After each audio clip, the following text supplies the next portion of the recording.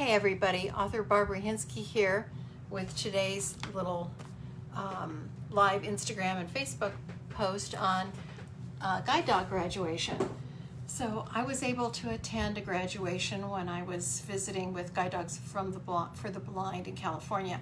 I think most of the guide dog schools have these public graduations. Hey Suzanne, and they're just incredibly heartwarming to see.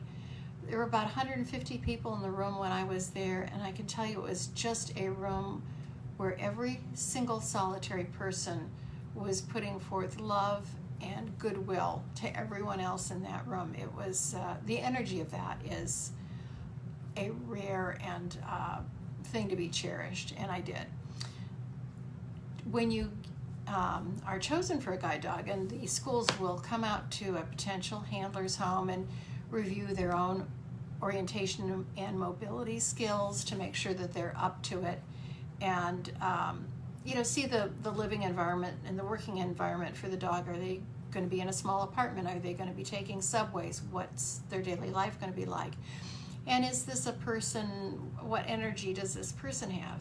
So they'll go back and match the dog to the handler, and they call that the magic of the match, and it's a real thing. They really pick people who are good for the dogs. They're good for each other. So at any rate, once you get matched, then you come to the school and spend 2 weeks residing there on their campus and training with your dog, so that when you do leave, you're ready to, hey Jennifer, you're ready to get on a plane if that's what you do, get on a train, subway, whatever, and you're fully functional with your dog. And it's quite the week. So the graduation allows the puppy raiser family to come and meet with the handler, because it'll be the first time for them to see who's taking their dog. And this is a big deal for people. My husband and I took seats in the back because I really wanted to observe. And the first group on the stage included a family of puppy raisers, a family of 10 from Dallas, who had driven all of them all the way from Dallas to San Rafael, California, which is up by San Francisco. So that is a long drive, can't be done in one day. A real commitment for this family to come and drive and come and see this graduation. There was another family, this was their 11th dog that had made it to becoming a guide. I'll talk a little bit about that in a minute. But she said that, and they give both the handler and the puppy raisers a chance to talk to the community, and they'll show some slides or even a video clip of the dog as its puppyhood and in its journey to its final home. So she was saying that she holds a great big Thanksgiving and Christmas and Easter celebration and invites all the handlers and all the guides, in addition to her big family, to come and join her for those meals, and many of them do. She remains friends, and she says, once you have a dog that I've raised, you're part of my family. You get invited to everything. She said that, I think she said she had 60 for Thanksgiving. Okay, this gal's got more energy than I have, that's for sure, but what a lovely thing. One thing, as a puppy raiser, you don't know whether your dog's going to make it to become a guide dog. A lot of them don't. They'll what they call career change out, and maybe they'll become another kind of service dog, or they'll become a breeder for the breeder program. Guide Dogs for the Blind breeds their own labs, goldens, and lab golden mixes for their program. They do that because not only is there a significant training aspect of a dog that becomes a guide dog, but also they have to have good genetics, particularly good hips. You don't want a dog that has to retire early because they've had hip dysplasia, which is, of course, so common in those larger breeds. So they have their breeding program, and some of the puppies that come out of the puppy raiser program, as they grow, they'll come back to the facility for checkups, and they'll find, yes, they have superior genetics, superior hip structures and the like temperaments that they want to then save this dog for the breeding program. When that happens, the dog can go back to their handler, their puppy raiser, or someone else to live with within 50 miles of the main campus of guide dogs. And then they live with a family as a family dog until it's time to go in and have birth and give birth and be cared for until their puppies are weaned, and then they go back home before the next litter. So that's sort of how it works.